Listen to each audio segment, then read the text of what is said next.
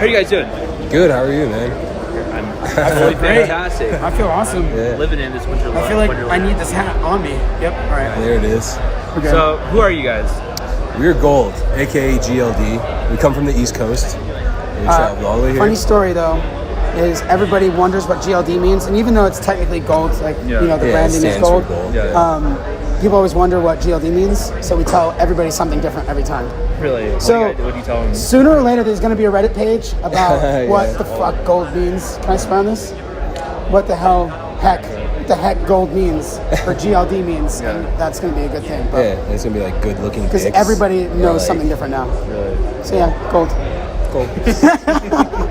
Grandmas love dinosaurs. Grandma's love dinosaurs. Where are you guys originally from? Oh, I'm from Connecticut, born and raised. Jake had moved around. I'm everywhere, born and Yeah. raised, but Connecticut right now, yeah. Okay, cool. How'd That's you how guys we met. meet? Living in Connecticut, yeah. In high school, I recorded bands, and he played in like a bunch of different bands, and so like, I think it was like initially we met because of like one of his bands recorded at like my little studio. Yeah, But thanks. then he would keep coming back with other bands and stuff like that recorded with me, and then we both like produced. This is not gonna work. We both we both recorded or we both like produced on the side, so we just always connected on that. Yeah. What got you guys into electronic music? Skrillex. Yeah, I would say Skrillex. I mean, I was really influenced by like Carnage, early Bro Safari, all that stuff. Like the early trap, days of, yeah, like, like the Festival Yeah, trap. so yeah, Bro festival trap. Safari and Willie Joy, that like Huge, EP Willie Joy. that I they haven't did heard back Bro in the Safari day. in a minute. Yeah, remember that EP, like that WTF song? Yeah. That was like every single set. We were like, how the hell do you even make that sound? And it's like when you listen back to it now, you're like, oh my god, Wow, that's I like the could make simplest that in thing. 3 Yeah. seconds. Yeah. But at that time, that was like, trap is literally the coolest thing. Because I think probably the first trap song I'd ever heard was, it's a Bauer, the Harlem Shake, the Harlem Shake. yeah. And everybody was doing Everyone, those it was viral viral on videos. the- But that's all we knew about trap. But then we heard like Bro Safari and fucking Brills and all that shit. Yeah, like Yeah, dude. Yep. Yep, throwbacks. that shit. When that shit came out, we were like, dude, we have to try this. We have to do this.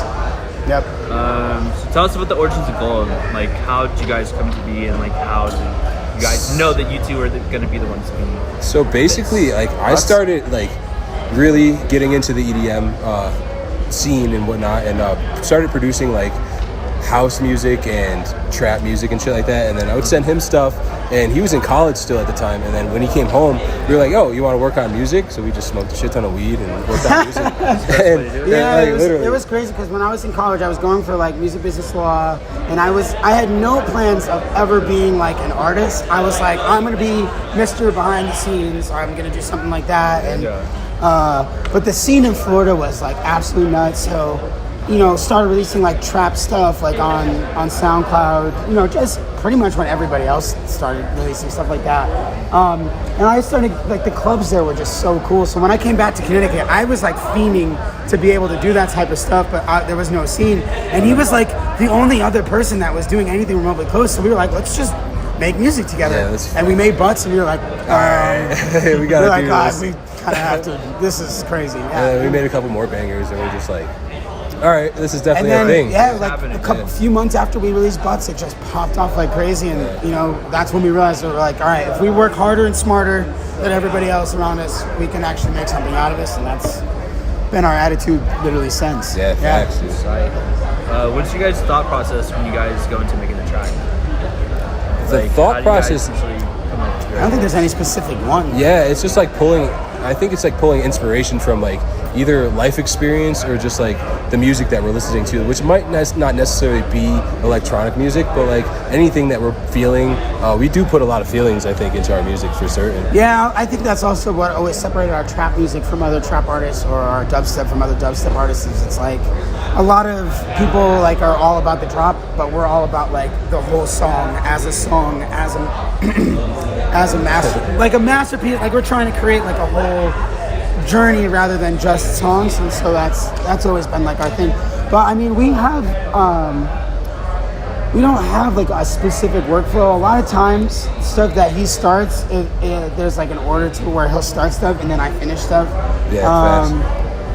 I'm like the one who like spends time literally like The all tedious, over like, the tedious stuff automation where I'll spend bullshit, like 3 hours on just like 4 bars of something like just to get the sound right. But then he's like really good at structuring stuff out and like creating something that's cohesive. So it's like a lot of times we end up like that's probably the quickest way for us to make songs is when it works like that.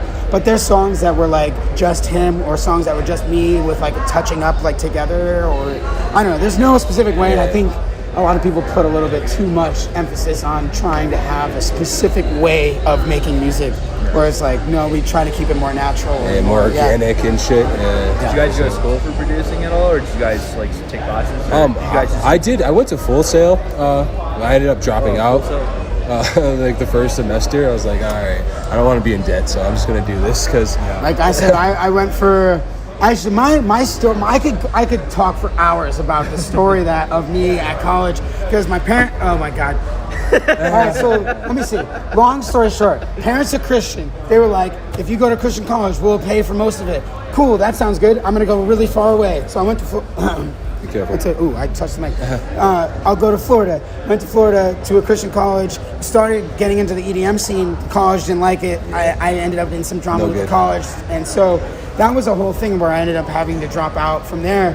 But I honestly, once I got back and like we started working on music, I was like, I had no intentions after that of even going back for entertainment law, for being a recording engineer, any of that shit. It was just like once we knew we had what it took, we were like, let's just do this. Yeah, let's rock with like, it. Yeah. what was your most recent release? Our most recent release was our Without? Funk Case remix. Yeah. Without. I'm like, wait a minute, I have to think about it. It's a future-based track. We both like it came together so naturally and quickly. We got the stems and we were like super stoked to work on it. So I hit the studio, sent the stems over to Jake, and then we ended up finishing it up together. And it's doing really well right now. It's popping. And honestly, that's one of my like at least mine. I think it's probably one of yours too. I Like, definitely. at least top 5 of the songs that we've made together. Just because of like it took so long to get it to hit right. And it was one of those things where like Once it hit, it was like that little last adjustment that we hit. We were like, yes. this is the sound. So whenever you have a song like that, I feel like it's. I mean, I'm still not tired of hearing it, and I feel like that's another thing. Being an artist, it takes a long time to release stuff. Like once you get in the industry, it's like So you it's make like something old and to then, you in a sense, like when you're playing it. But this one, every time we play it, every time we play it at a always show, feels brand I'm new. like, yes, yeah. absolutely. So that's definitely one of our favorites. Anything in the works you guys can talk to us about? I think we could touch on. Anything you could kind of like bring Andrew, Andrew. can we talk about the circus thing. plans going? Yeah, so we have. Yes. I mean, So- we have stuff planned, but we don't know. If We're can- finishing up our sophomore EP with Circus Records. Yep, all gold, nice. everything. Yeah. number 2, bitch. So How'd you that's- guys link up with Circus? A remix that we did. Yeah, a actually. remix for our friend Mark the Beast. He hit us up and he was like, "Hey, you want to remix this track?" And they ended up really liking it. And we were just like, "Fuck yeah!" And They then, liked it so much that the next email we got after sending it was, "Hey, do you guys want to do like maybe an EP?" And we're like, I mean, Sure, let's do it. Like, why not? we were like, yeah, sounds like a plan. So yeah, so now we're working on. Actually, all the tracks are really done. They're just mixing, mastering, like final touches type shit. Yeah, absolutely. Yep, that's it. So that's coming down the pipe. There's other stuff we're talking about. Something major. I won't say anything about exactly what we want to do for the summer, but there's something that's going to happen this summer that we're going to be leading up to, like basically from like after tonight. You know what I mean? Like after New Year's is like, yeah. So we're going to be from 2020 on leading up to something big for the summer, and Can't wait to see it and hear it. it's really hard not to say more than that. For certain. It's actually difficult.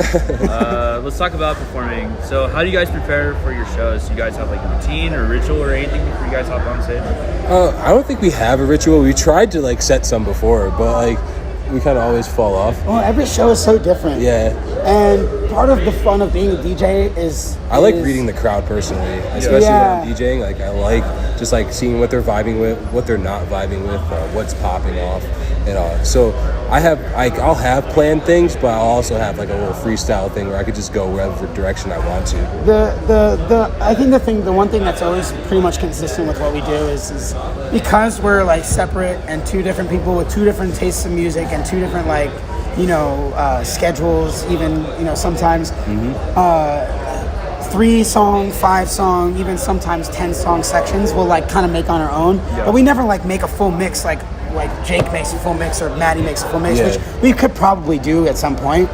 But like what's helpful with that is like for every set, we'll kind of want to fit new songs in, so we'll kind of make new like little sections. But then when we're at the venue and seeing what's going off, and like you said, we can kind of say like, okay, no, you go into that section next, and then I'll go into this one. So it leaves it where it's planned enough to where we get to play all the stuff we wanted to play. We're not like, ever like, what the fuck do we play? But at the same time, we can be flexible. We can read the crowd and be able to play like, something that will make everybody happy, rage, party, whatever we're going for, vibe out, whatever we're going for. Yeah.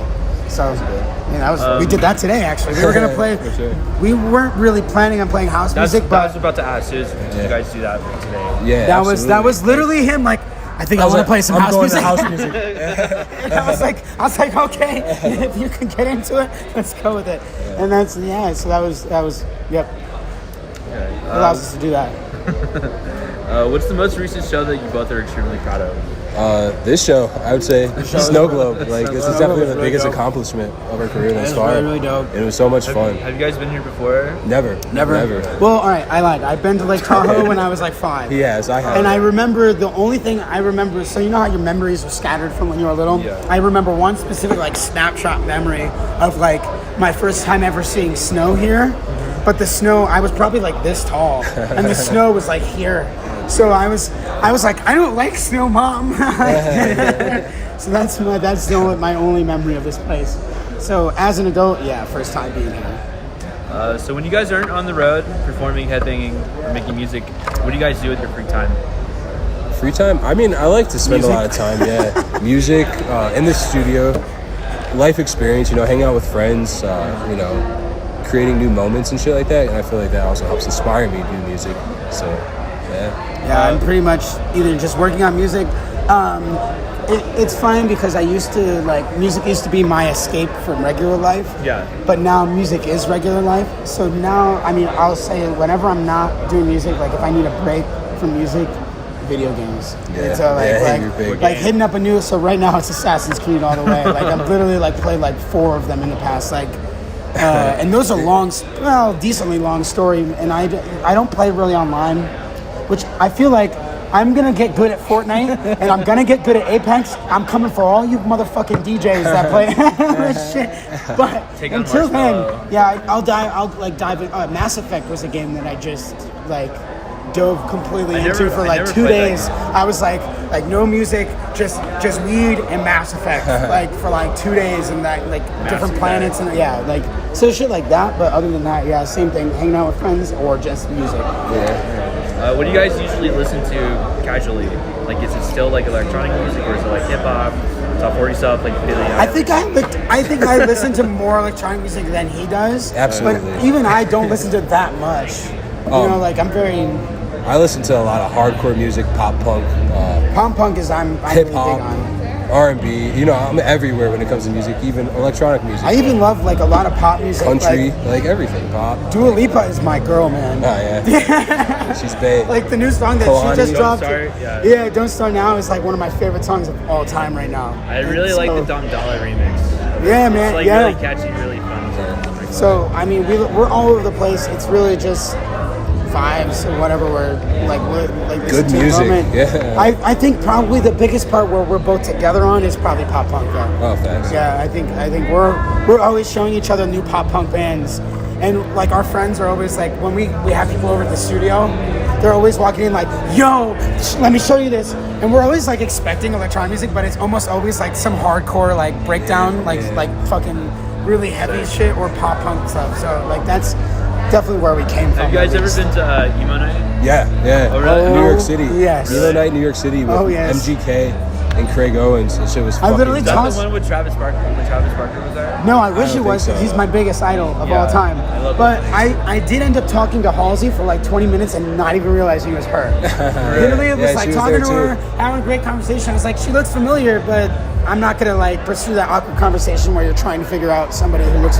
You know, have you ever done that? Yeah, where you're all like, the time. hey, so you look familiar, but I don't know who you are, and that person it comes up. I didn't do that. Yeah. So I just talked to her, and then like probably 10 minutes later, she's on stage singing like one of her songs. I'm like, oh shit. And she's also a big fan of the band The Story So Far, and I just want to say I love her because of that. Like, that's awesome.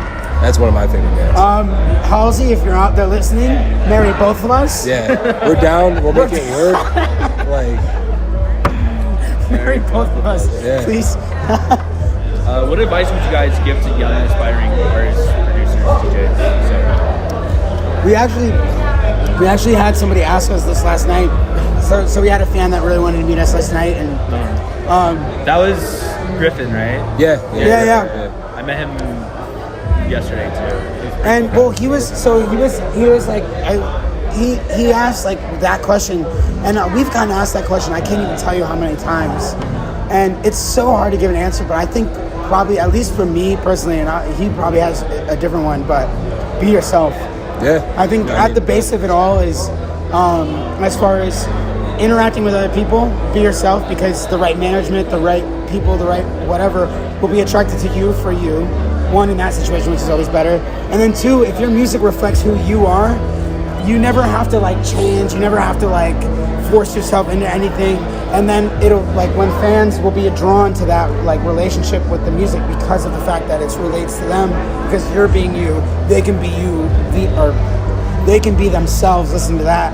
And I mean, in so many different ways. Like if your brand, even if your brand fits you as a person, you don't got to dress like a completely different person to try and fit your Yeah, brand. you You know what I gotta mean? Like wear, like, a lot of people easier will put on. jeans, Right. And if you're really into streetwear, then develop a brand around streetwear.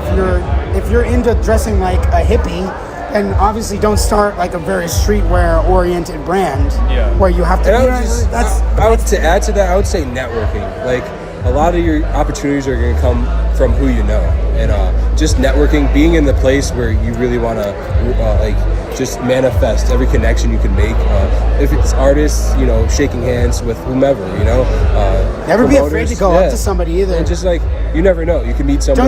Don't say anything stupid. But Hey guys, here's my SoundCloud. I mean, Yeah, but, like- you have to obviously be reserved, and it's all about the approach at the end of the day. But your network is really important, especially in this industry, because like a lot of the opportunities that come your way are going to come because of, like, you know, someone you met at backstage at a show, or, you know, just in passing, and you really curated that friendship. So I think that's a big important thing.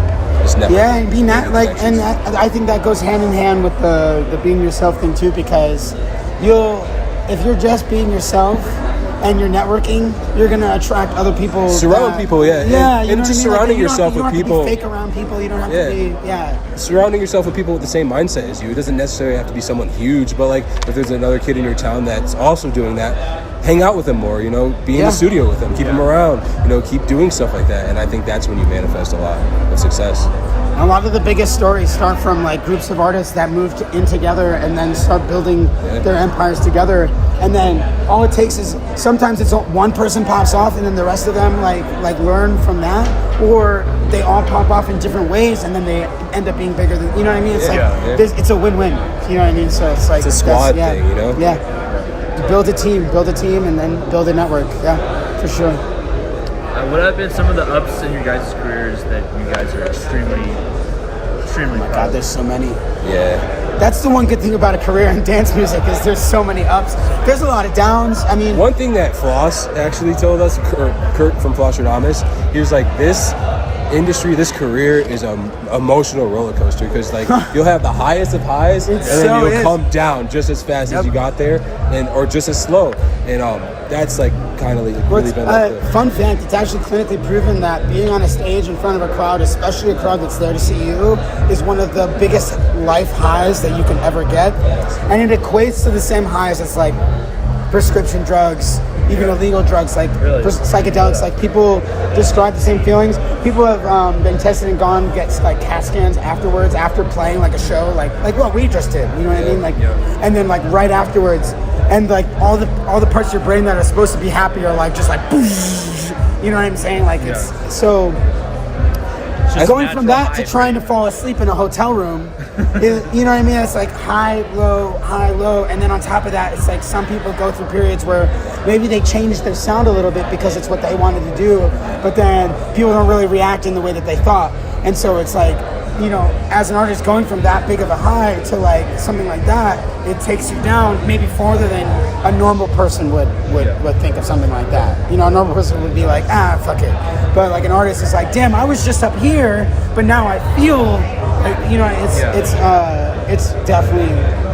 I think I one know of the you can't highest, talk about the ups without the downs. Yeah, I think one of the highest moments for me personally is just like having artists that were so big, like sliding into our DMs and like hitting us up on a personal level, like, hey, we really like your music. Because, you know, at the end of the day, we were just kids in our bedrooms essentially making music that, you know, we really, really liked and like wanted to share with people and wanted people to hear. And the fact that, you know, so many huge, credible artists like hit us up SoundCloud, about or it. not, Flostradamus hit us up on SoundCloud DMs. Yeah, dude. Just so Yeah, we had a Literally just conversation. just literally SoundCloud DMs, and then we worked that into like interning for them, and then like being on like shows with them, and like, you know, and then they broke up, and now they're different, you know, like different people, and like now We you still know, like, maintain friendships with them. yeah, like, it's like, you know, like whenever I have like a serious question or even if it's not even music related, sometimes I ask her or Personally, Josh. yeah, You know what I mean? Josh. It's like so like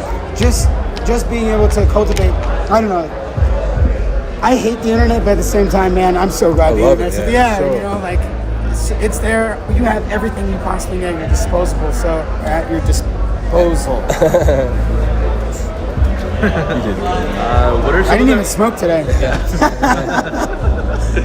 what are some hurdles that you guys had to face over the years? Tons. I mean, especially early on in our career, we were very naive when we first started. We were ignorant. We didn't know exactly how the industry worked or how labels worked. You know, so a lot of things. You know, our first EP was with Fool's Gold, and we thought, you know, oh, we're signed to Fool's Gold. We're straight. We don't have to do anything. We There's no also other- thought that the music was going to come out within like the next Yeah, couple yeah, months, yeah. and then they were like, and then it was like a year later, and don't take that as please don't take this as us talking shit about Fool's Gold. No. Yeah, It's more like every label works like that. Yeah, we There's didn't know. people that like Yeah. wait 3 years to release music, but that's also how important it is to not be making what everybody else is making like in the moment. You make what feels right for you. It goes back to being yourself. You're Yeah. being yourself, and you're making stuff that will still be cool 4 years from now. That's what. Then you know you're making the right shit, because at the end of the day, if you release, even if you end up not being able to release that for like 2.5 years, it'll come out and people will still freak out like you made it 2 days ago. Yeah. You know what I'm saying? And I mean, even the Without remix, they That came out Funkcase- fast though. No, but even that was like, it was still like almost 6 months before it came out, but the song had come out already. So, you know, the normal thing is to think like, oh, I want to make this remix and put it out right now. Yeah. But it was like, it took a while, and then us like, and now we couldn't be happier with the results of that. So yeah, You I guys think started that's a working big with thing. A$AP? Is I would say also Sorry. the other biggest hurdle that we put in is I think that there definitely is benefit to starting off like let's say you have a regular job and you haven't really started your music career yet.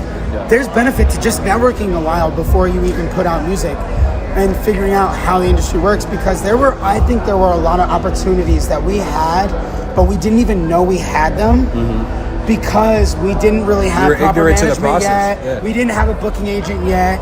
We didn't know we needed a booking agent yet. You know what I mean? Like stuff like that, to where we were in like you know, positions where people were like, all right, so you got what? Like, what's your team? Like, let's make this happen. We were like, I mean, it's Send me your us. press kit. We were like, Yeah. it's. We were like, it's, it you're like, sucks. you're looking at the team. You're looking at it. But it was, I mean, we learned, like, luckily we learned quick and, you know. It's been a learning process, and I'm kind of yeah. grateful for that, for certain. Like, So, I mean, that would be, I mean, that could go along with advice, too. It's like, you know, build a team, build a network. That goes back to that. Yeah. Did you guys try doing anything with A-Track? Yeah, we've had a few like collabs, like kind of start and go that way. But it's really finding that right one. I mean, yeah, especially because like their schedule is like, especially an artist of that caliber, their schedule is crazy. So like, Did you guys see him last night? oh no, we didn't catch him, unfortunately. I actually said hi to him as he was walking to his set, but I didn't try to talk to him anymore because if I was walking to my set, I wouldn't want somebody to stop me and be like, "Hey, I haven't seen you in so long." I'd be like, "Yeah, I gotta go though. Like, I have to. I love you. Like, I gotta go." So I just said hi, but what was I gonna say? I wasn't gonna say anything more than that. Who have been some of your role models or mentors in this musical journey? Obviously, you said Flash Donald, assuming A-Track too, but there are some other people. Grills, Oh, yeah. Grills. A-Track. Willie Joy. Like, we've gotten on conference calls with A-Track about songs, and like one piece of advice A-Track had given me that like I really always like take in mind, especially when I'm producing, like I always have it in my mind, is he said simple is always better. So like always simplify your ideas, like, and don't overcrowd them. Grills told me That's like, why we have 10 versions of every song that we make. Yeah, 'cause we're always- it's like- we making them like, well, we could take that little part out, and then that part's distract. You know what I mean? Like, that's a big deal. But yeah, like Grills, he's very into like you know, manifesting your energy and whatnot, and like just always being like, you know, the best version of yourself and putting the positive out there. And I think that's like one of the like the big thing that I took from him, we took from him, and really use in our music. He's definitely, you know, we have a lot of mentors, and that's the beautiful thing about making connections in music is there, you know, it becomes mentorship. Brills is definitely one of the spiritual mentors. Willie Joy. Willie Joy is definitely like a business. He's, I mean, just a general mentor. But as far as artists that are like current, that I would say that we look up to is Riot 10 is for me one of the biggest Huge, inspirations. yeah, Because when we first started off, We were a Caps Lock talking, crew together. Yeah, I'm talking like Butts. When we first released our Back in first the song, day, yeah. we were in like the same collective with him, and seeing like, you know, how he was with a team and then moved on to this team and then, you know, played these shows and took no money from these shows, but then made sure he got money from, like, he's played like, he's somebody who had to grind so hard for where he's at. Yeah, and he like, deserves every bit and of it. He had a kid early on, but then also he had another kid that has like almost didn't make it. I don't know exactly what the story with that was, but I mean he can, when you interview him, you can ask him. Okay.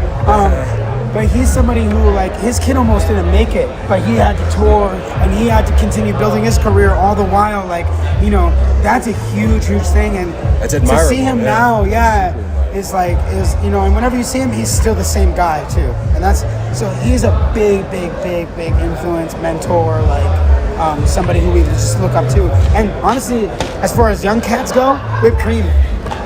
She was also Caps Lock She crew was with in our us. squad, like a part of the whole thing. Signed to Atlantic, signed to Prodigy, as like one of the best booking agents around, like, and she is one of the most genuine like lovers of music that you'll ever meet in your life.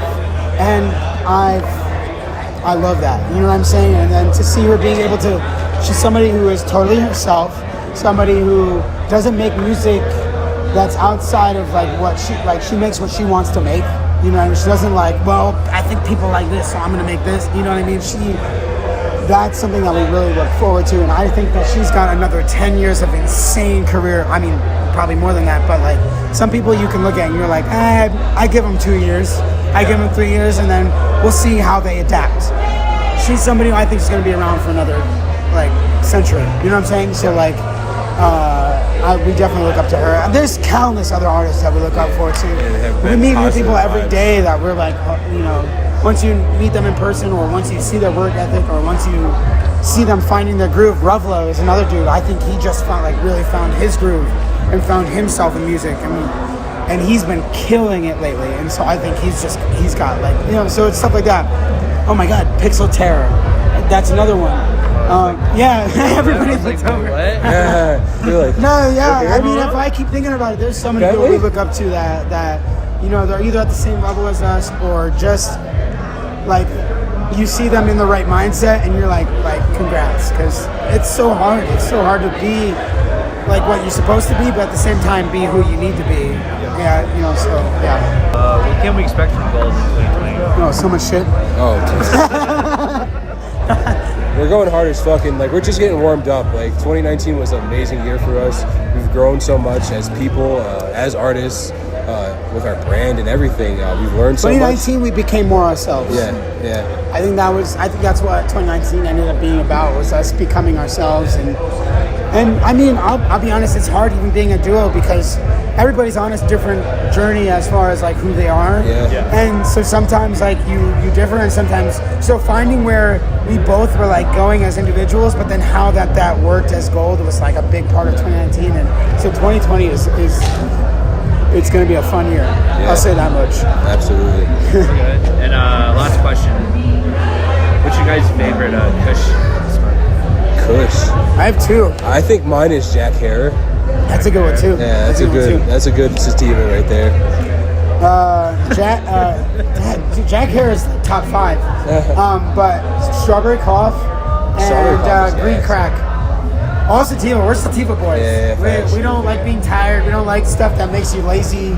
So We like getting super stoned, like, bro, I'm so stoned. This makes this sound weirder. And well, the other thing too is a lot of people are like, yeah, well, indicas are more strong. And I'm like, yeah, so I just smoke more sativa. Like, I'll smoke for an extra 5 minutes and then I'll be fine. I'll be right there with you. I don't like when stuff just makes me like this, and then they're like, oh, let's go work on this song, and I'm like, what? And you just get lost in the screen, like, scrolling, like, Lost in the sauce. yeah, like, it's just sativa. Yeah, so no, sativas are where it's at because it keeps you motivated. And honestly, a lot of the more creative strains Yeah, are sativas, yeah. and that's what I like. I don't like strains of weed that you smoke and all of a sudden you can't like complete sentences. They make you kind of awkward. They make you tired. Sativas usually like make you more social, make you more like apt, creative, and euphoric. So yeah. It's more of a head high. Yeah, Green Crack, Jack Herer, Strawberry Cough. That's it.